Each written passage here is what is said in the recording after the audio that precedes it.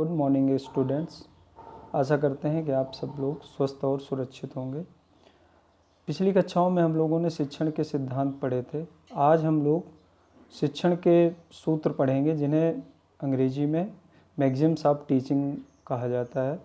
ये शिक्षण सूत्र बहुत ज़रूरी है एक शिक्षक को जानना, क्योंकि जो शिक्षक इन शिक्षण सूत्रों का प्रयोग अपने शिक्षण में करता है वह उतना ही प्रभावशाली शिक्षण कार्य करता है। जैसा कि आप सभी जानते हो कि ये जो शिक्षण की प्रक्रिया होती है ये कुछ निश्चित उद्देश्यों को ध्यान में रखकर की जाती है। अगर ये शिक्षण लक्ष्य या शिक्षण उद्देश्य ना प्राप्त हों तो शिक्षण का कोई मायने नहीं होता। एक प्रभावशाली शिक्षण तभी हो सकता है जब कोई शिक्षक अपने शिक्षण में शिक्षण सूत्रों का प्रयोग करे। ये सारे शिक्षण सूत्र मनोवैज्ञानिक शोधों के परिणाम स्वरूप निकल के आए हैं, तो आप सबको इन शिक्षण सूत्रों को जानना आवश्यक है। विषय कोई भी हो, इन शिक्षण सूत्रों का प्रयोग हर शिक्षक को अपने शिक्षण में करना आवश्यक है। तो चलिए शुरू करते हैं। तो जो पहला शिक्षण का सूत्र है वह है फ्रॉम नोन टू अननोन, यानी ज्ञात से अज्ञात की ओर। शिक्षण का ये सूत्र कहता है कि शिक्षण कार्य करते समय हमें बच्चों को पहले उसके पूर्व ज्ञान से जोड़कर नवीन ज्ञान की ओर शिक्षण कार्य करना चाहिए। यानी पहले उसको उन बातों को बताना चाहिए जो उसे ज्ञात है, और फिर धीरे धीरे उसको ज्ञात ज्ञान से ले जाकर अज्ञात यानी जो वो नहीं जानता उस ओर ले जाना है।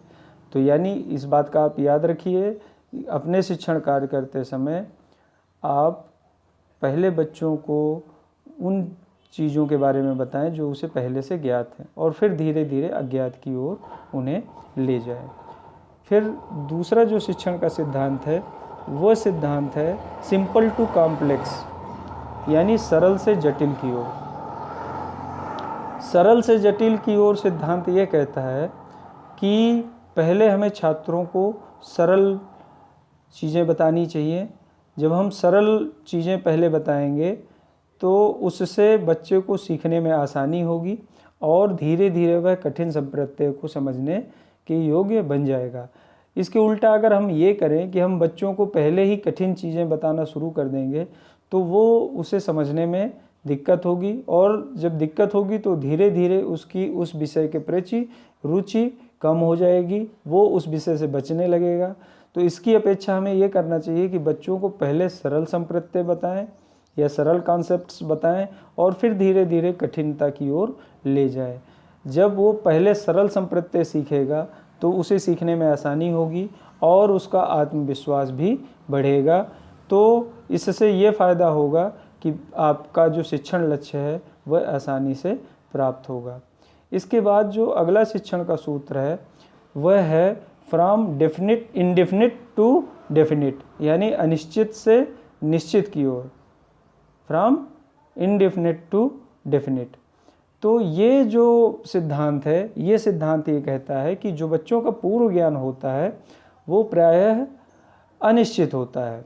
वो अपने चारों ओर होने वाली घटनाओं या प्रक्रियाओं को देखता है और उसके बारे में उसके कॉन्सेप्ट्स बनते हैं। लेकिन ये जो कॉन्सेप्ट्स होते हैं ये कोई ज़रूरी नहीं कि वो निश्चित हों, यानी ये अनिश्चित भी हो सकते हैं। चीज़ों को गलत तरीके से भी सीख सकता है या उसके संप्रत्यय गलत तरीके से विकसित हो सकते हैं। तो शिक्षक का ये दायित्व बन जाता है कि वह बालक का जो अनिश्चित ज्ञान है वो उस ज्ञान को निश्चित करे। जैसे कोई छोटा बच्चा होता है, उसके चारों तरफ कई तरह की प्राकृतिक घटनाएं होती हैं, जैसे सूर्योदय होना, फिर सूर्यास्त होना, या जैसे वो सुनता है कि पृथ्वी अपनी धुरी में चक्कर लगा रही है तो वो ये सोचता है कि मतलब जब धरती घूम रही है तो हम क्यों नहीं घूम रहे, या हमारे घरों के की दिशा क्यों नहीं घूम रही है।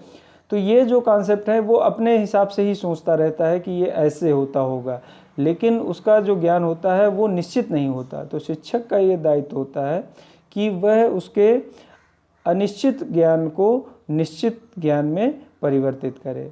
ठीक है।